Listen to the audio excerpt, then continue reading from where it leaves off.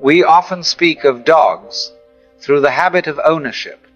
We name them, schedule their lives, assign them a place in the house, and we say they belong to us. But if you pause for a moment, that language begins to feel slightly off, because anyone who has truly lived with a dog knows that whatever is taking place there does not sit comfortably inside the idea of ownership. It is something closer to a relationship than a possession. Those who have encountered what they might call a soul dog know this immediately. There is a bond that resists explanation, just steady, unmistakably real. In a world where human beings so easily hurt one another, where trust is bargained, loyalty offered only when it is safe, and affection given out in careful portion, there exists a creature that seems to move by an entirely different rhythm. A dog does not calculate. It does not compare. It does not stand back to see whether love will be returned in equal measure. Its presence is not strategic. It is simply present. And this leaves us with an unsettling thought.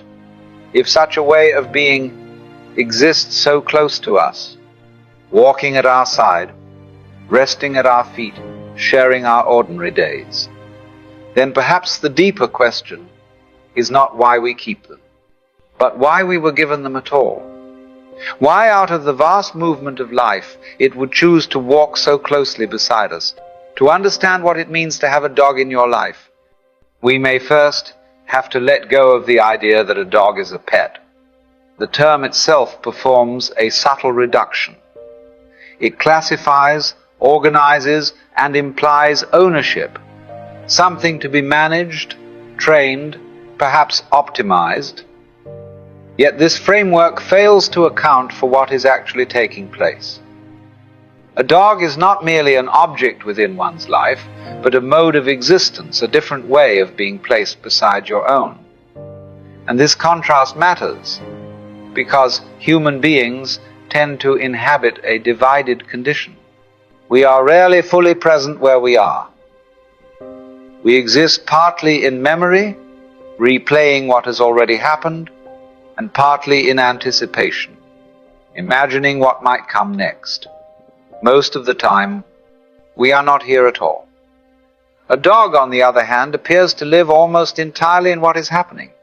There is no visible concern with who it used to be, no evident anxiety about who it must become, no personal narrative being quietly maintained in the background. So when you sit next to a dog, something rather unusual occurs. Two modes of consciousness meet. There you are, thinking, commenting, explaining things to yourself, and there the dog is simply responding to what's happening. The dog isn't asking, "Am I enough?"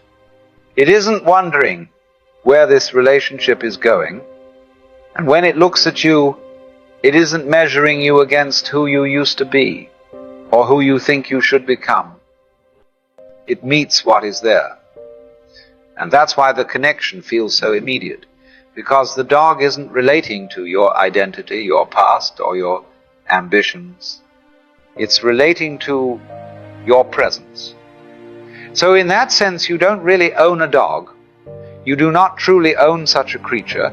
You are, for a time, entrusted with a being that already knows how to exist. When you look closely, humans have a very curious relationship with love. We almost never let it stay simple. We think about it. We manage it. We turn it into something that needs to be secured. Without quite noticing, we begin to add conditions. I'll stay if you stay. I'll love you if you change. I'll give you loyalty if you reassure me. And before long, love becomes a kind of quiet agreement. Not spoken aloud, but carefully in the mind. A subtle contract we're always renegotiating. Now, there's nothing especially wrong with this. It's understandable. Human beings live with memory, with anticipation, with fear of being hurt again. So we learn to protect ourselves the only way we know how, but then right beside us appears a creature that doesn't seem to be playing this game at all. A dog doesn't arrive with expectations about who you should become. It doesn't seem concerned with your reputation, your past mistakes, or your plans for the future. It doesn't love you because of something it simply loves.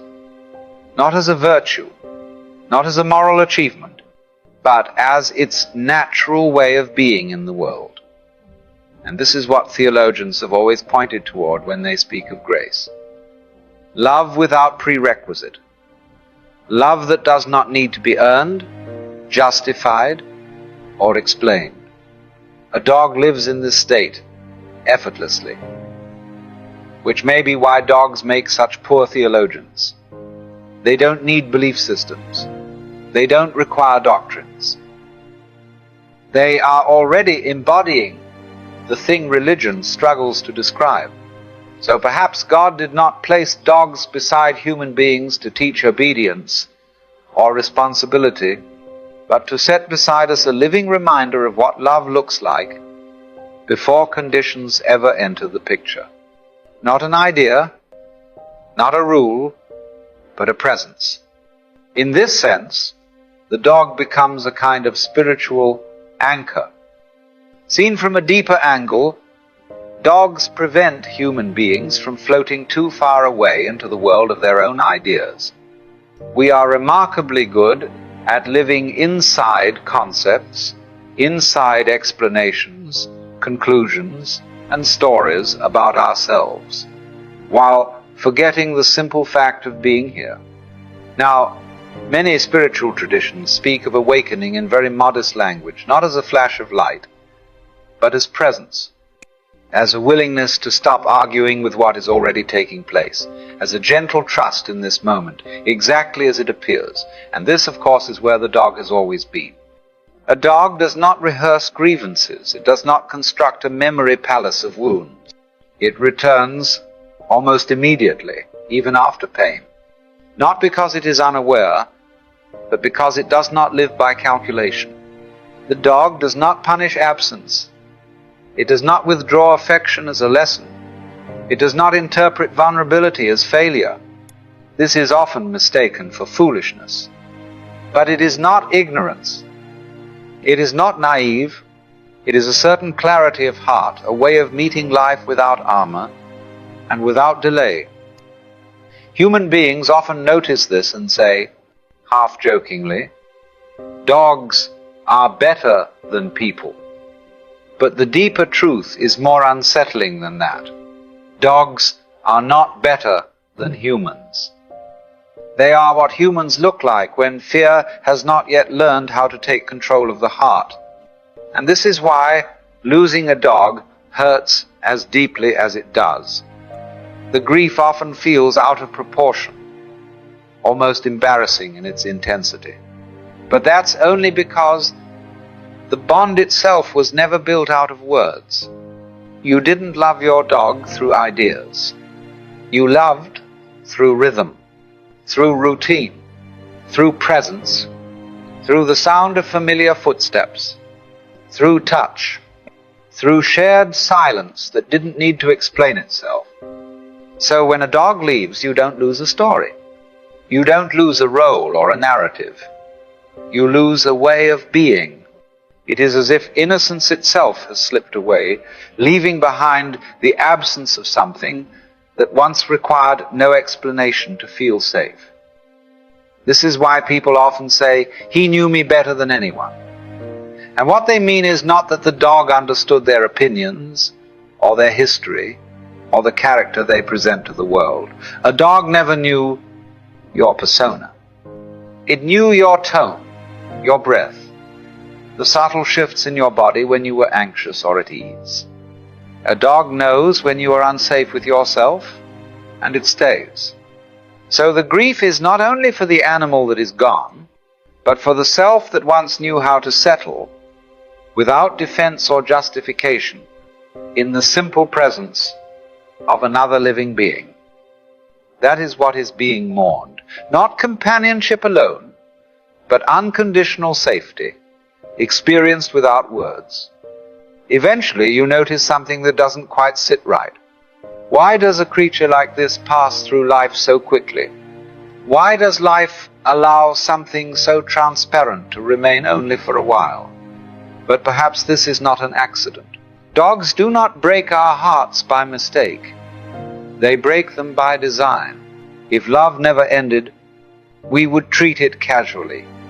We would confuse it with ownership. We would assume it belonged to us. But because it ends, love is revealed as something else entirely, not a possession, but a participation. Not something we keep, but something we enter for a time. A dog's brief life quietly teaches what no philosophy lecture ever quite manages to say. That presence matters more than duration. That depth is not measured in years. That grief is not a failure of love, but its price. We often imagine grief as the opposite of love.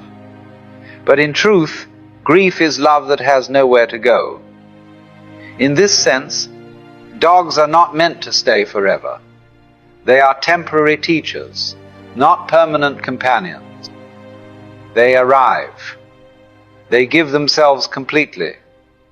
They complete the lesson, and then they leave, returning us to the question we would rather avoid: can we love fully, knowing in advance that it will end? A dog answers that question not with words, but by living it briefly, beautifully, and without regret. There is another way of looking at this whole business, and it isn't a particularly comfortable one. You see, a dog doesn't really belong to you, even though the language insists that it does. My dog, we say, as though life itself were something that could be owned. But if you watch carefully, the relationship doesn't behave like ownership at all. It behaves more like a temporary arrangement. For a short while, two lives run alongside one another. They share mornings, habits, silences, and in that time something subtle happens. The dog has a curious effect on you, not because it tries to improve you, but because it doesn't. It draws you out of abstraction and back into immediacy. It interrupts your seriousness. It softens the edges that living tends to harden. And then, just as you begin to assume this will go on indefinitely, it stops, and we call this a tragedy. But from another point of view, it was never meant to be otherwise. The arrangement was always temporary. The mistake is thinking the purpose was permanence. It wasn't. Humans often imagine they are rescuing dogs, saving them, giving them a better life. But one could just as easily say that dogs appear at precisely the moments when humans are in danger of becoming a little too calculating, a little too mechanical, a little too certain, and when that danger has passed, the dog goes on its way, quite naturally. And perhaps what matters most isn't the dog at all, but what its presence keeps pointing toward. When your dog looks at you, tail moving, eyes open, completely unguarded, there is no calculation there, no request, no plan. It is not asking, will you protect me, or will you stay? It is asking something far more difficult than that. Can you live like this too? Can you arrive without armor? Can you stay without guarantees? Can you love without trying to control what happens next? If you can, even briefly, then the dog has already done what it came to do, because it was never here to be fixed or trained into perfection. It was here to remind. If God could speak through a dog, it would not argue, it would not explain itself, it would not ask you to believe anything. It would say, stop thinking, sit here, I'm with you. And this is enough.